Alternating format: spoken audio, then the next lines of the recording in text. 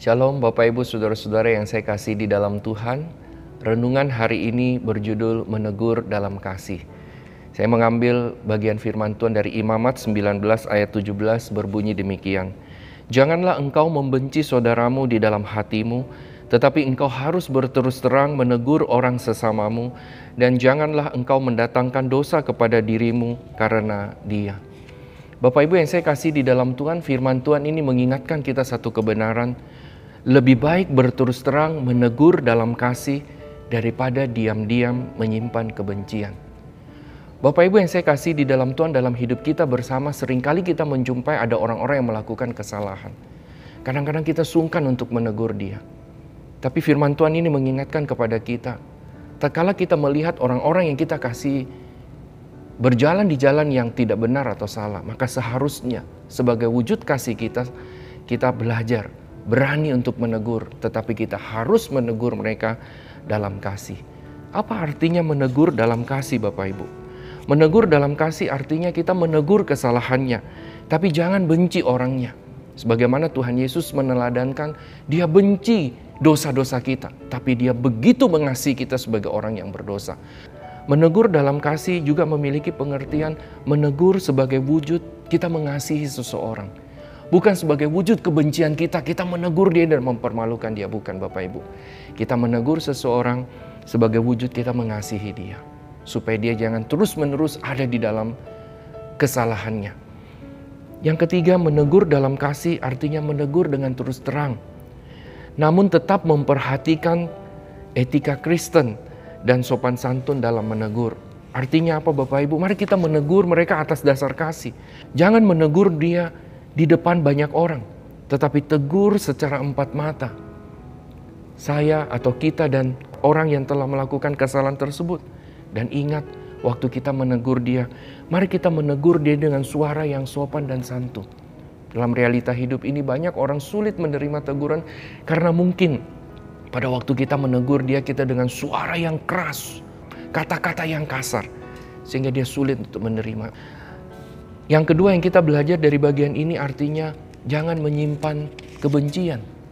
Baik kita yang mau menegur, kita malu, kita sungkan, akhirnya kita simpan kebencian itu, ataupun kita yang menerima teguran di dalam kasih itu, jangan kita menyimpan kebencian karena orang menegur kita dalam kasih. Kenapa Bapak Ibu? Karena kebencian dapat menjadi emosi yang kuat, mendorong seseorang untuk berupaya mencelakai orang yang dibencinya. Kedua, kebencian merupakan dosa di dalam hati karena merupakan racun atau akar pahit bagi jiwa manusia. Pengalaman kita mengingatkan kita waktu kita benci kepada seseorang dan kita tidak menyelesaikannya. Itu membuat kita terus-menerus mengingat dia. Ya, selalu timbul perasaan benci, perasaan marah tatkala kita melihat atau mengingat. Bahkan nama orang itu disebut di telinga kita menjadi benci. Jangan menyimpan kebencian, karena menyimpan kebencian adalah satu kebodohan terbesar dalam hidup ini. Itu digambarkan misalnya kita membakar rumah kita sendiri untuk menyingkirkan tikus yang mengganggu kita. Kebencian adalah kebodohan terbesar, itu digambarkan seperti luka yang terus menganga tanpa pernah mau untuk disembuhkan. Oleh sebab itu kita jangan menyimpan kebencian. Kita jangan menyimpan kebencian karena kebencian dapat mengaburkan lensa hati sehingga aneka kebaikan dalam diri sesama tidak lagi terlihat. Dan juga menumpulkan nalar kita sehingga bisa memunculkan tindakan yang kejam dalam diri manusia untuk melakukan kekerasan terhadap orang yang dibencinya. Oleh sebab itu jangan kita menyimpan kebencian. Kita diingatkan kebencian menghancurkan kebahagiaan dan kedamaian hidup kita. Bahkan akan menyiksa diri kita pada waktu kita menyimpan kebencian kepada seseorang. Oleh sebab itu Bapak Ibu, dalam hidup kita bersama, teristimewa dengan orang-orang yang kita kasih tatkala kita melihat mereka melakukan kesalahan. Mohon Tuhan memberikan kita hikmat, keberanian untuk boleh menegur mereka. Tapi ingat, tegur mereka di dalam kasih. Dan bagi kita yang menerima teguran dalam kasih dari seseorang, mari kita ingat, jangan kita menyimpan kebencian. Tapi mari kita melihat itu sebagai wujud kasih mereka kepada kita. Kiranya Tuhan menolong kita. Mari kita berdoa. Bapa di dalam surga, terima kasih Engkau mengingatkan kami di dalam hidup bersama dengan orang-orang yang kami kasihi dan ada di sekeliling kami.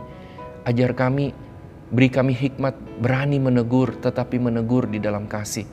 Sehingga orang-orang yang kami kasihi boleh kembali kepada jalan yang benar.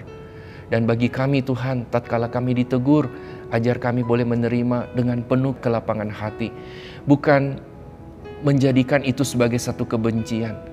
Karena kami tahu kebencian bisa merusak hidup kami. Oleh sebab itu Bapa, ajar kami menerima dengan penuh cinta kasih. Sehingga di dalam hidup kami, kehadiran kami boleh menjadi berkat bagi sesama kami. Inilah doa kami Tuhan, di dalam nama Tuhan Yesus kami memohon semua ini. Amin. Tuhan memberkati Bapak Ibu Saudara-saudari sekalian.